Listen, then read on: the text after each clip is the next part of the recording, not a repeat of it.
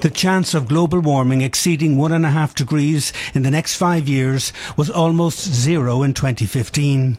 Now the World Meteorological Organisation says it has risen to a 50-50 chance between this year and 2026.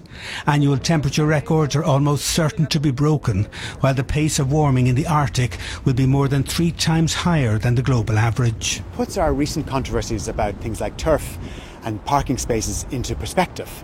We look like people on the Titanic squabbling over the salt and pepper. We need to get real now, and we need our politicians to lead.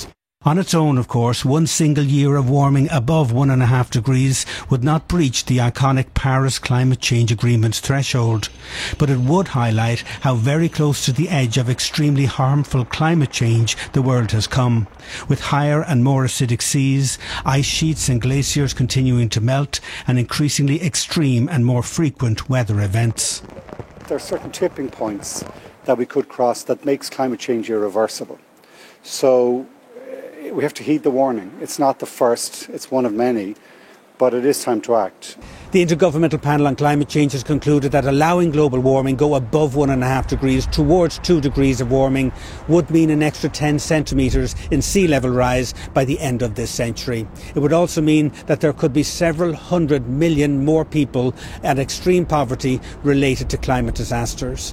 It would also mean multiples in terms of species extinction, and that all human systems, all economic systems and livelihoods would be at greater risk. George Lee, RTE News.